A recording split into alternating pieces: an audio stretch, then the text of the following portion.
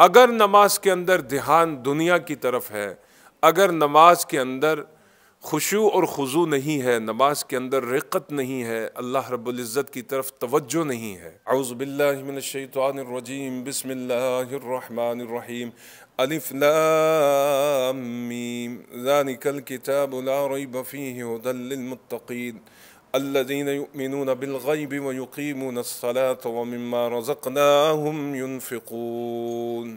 الذین یؤمنون، اب تقویدار کون ہے؟ جو ایمان لاتے ہیں بالغیب، غیب پر، غیب کا ہم بیان کر چکے ہیں۔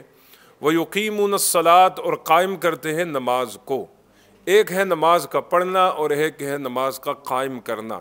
نماز کا پڑھنا یہ ہے کہ الفاظ کے ساتھ پڑھا جائے، جبکہ قائم کرنا یہ ہے کہ نماز کے تمام اراکین جتنے بھی ہیں، فرائض ہیں، واجبات ہیں، نماز کی سنتیں ہیں، اور نماز سے پہلے جو تقویٰ کے کام ہیں، ان سب کے اوپر دھیان رکھ کر خالصتاً اللہ رب العزت کی بارگاہ کے اندر، اسی کی بارگاہ میں رکوع اور سجود کی نیت سے کھڑا ہونے کا نام نماز کو قائم کرنا ہے۔ اگر نماز کے اندر دھیان دنیا کی طرف ہے، اگر نماز کے اندر خشوع اور خضوع نہیں ہے، نماز کے اندر رقت نہیں ہے، اللہ رب العزت کی طرف توجہ نہیں ہے، اور دنیا داری کے لیے، لوگوں کو دکھانے کے لیے نماز کے رکوع اور سجود ادا کیے جا رہے ہیں، تو ایسی نماز مقصود نہیں ہے۔ متقین کی ایک صفت ہے، جیسے میں نے ابھی کہا کہ جو شخص قرآن سے فائدہ حاصل کرنا چاہتا ہے تو وہ یہ کوالٹیاں اپنے اندر قائم کرے۔ الذین یؤمنون بالغیب، پہلی بات یہ غیب پر ایمان، وَيُقِيمُونَ الصَّلَاةَ، اور وہ نماز کو قائم کرنے والا ہو۔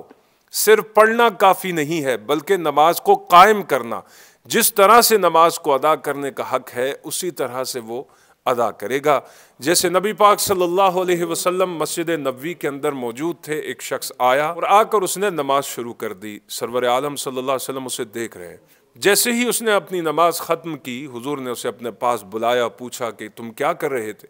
انہوں نے عرض کیا، رسول اللہ نماز پڑھ رہا تھا۔ حضور نے فرمایا ایسے نہیں، دوبارہ جاؤ۔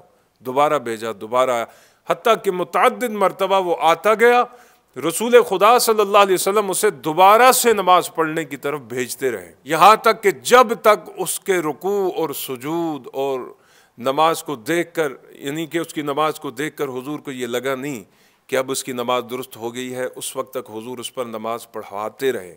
جب اس کی نماز کے تمام اراکین، رکوع و سجود و قیام، یہ سب درست ہو گیا، تو نبی پاک صلی اللہ علیہ وآلہ وسلم نے ارشاد فرمایا کہ اب تمہاری نماز درست ہو گئی ہے۔